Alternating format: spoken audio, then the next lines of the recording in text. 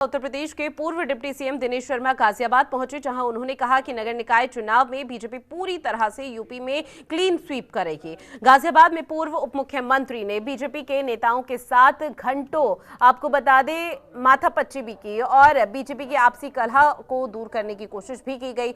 हालांकि मीडिया से उन्होंने रूबरू होते हुए कहा कि बीजेपी में किसी भी तरह की अंदरूनी लड़ाई नहीं है और ना ही कोई उम्मीदवार है, सब कुछ संगठन तय करता है।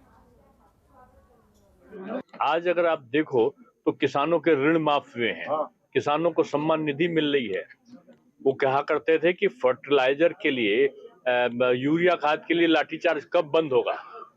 अब लाठीचार्ज नहीं होता, अब तो सब्सिडी दे के गवर्नमेंट सस्ते दामों पर, पूरे दुनिया में तो महंगी हुई खाद, हिंदुस्तान में उसके दाम स्थिर रहे। तो ये अभूतपूर्व काम जो किया है बीजेपी ने, उसका एक तरीके की सच्ची श्रद्धांजलि चौधरी साहब को मिली है।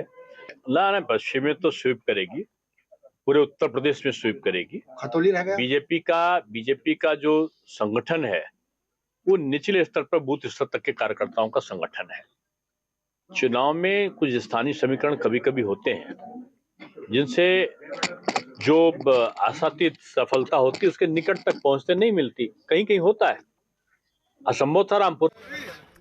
और फोन लाइन पर ज्यादा जानकारी के साथ लगातार अरुण चंद्रा संवाददाता हमारे साथ बने हुए हैं। अरुण, देखिए, निकाय चुनाव की तारीखों का भी ऐलान नहीं हुआ, हालांकि ये पूरा मामला भी हाईकोर्ट में अधर में लटका हुआ है और किस तरह का फैसला आता है वो देखना बेहद महत्वपूर्ण रहेगा। लेकिन कहीं ना कहीं जो बीजेपी है वो पूरी रणनीति के तहत काम कर रही है और ऐसे में पूर्व deputy CM Dinesh Sharma clean sweep अब बीजेपी करेगी निकाय चुनाव में, इस तरह का बड़ा बयान सामने आना किस तरह का संदेश देता है?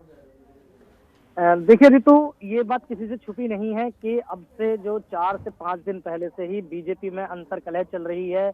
यहाँ तक कि एक एमएलसी द्वारा लेटर भी वायरल किया जाता है जिसमें 5 विधायक पर, खुद जनरल वीके सिंह जो सांसद है उन पर भी आरोप लगाया जाता है। अभी हाल ही की बात है, जो यूनानी जो आयुर्वेद का जो हॉस्पिटल था वहां पर जो पीएम द्वारा जो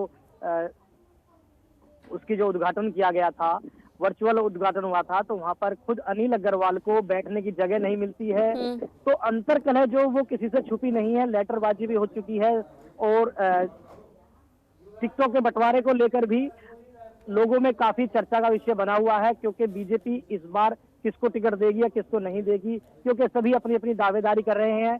वहीं जनरल साहब पर भी आरोप लग चुका है। तो ऐसा नहीं है कि पूर्व जो डिप्टी सीएम है वो आते हैं और करीब कई घंटों की माथापच्ची यहाँ पर लगातार होती है, क्योंकि जिस तरह से सभी लोग वहां पर पहुंचते हैं, गुलदस्ता लेकर पहुंचते हैं, अपने बायोडाटा लेकर भी पहुंचते हैं, उसमें महिलाएं भी शामिल होती हैं, पुरुष भी शामिल होते हैं, अपनी अपनी दावेदारी करते हैं।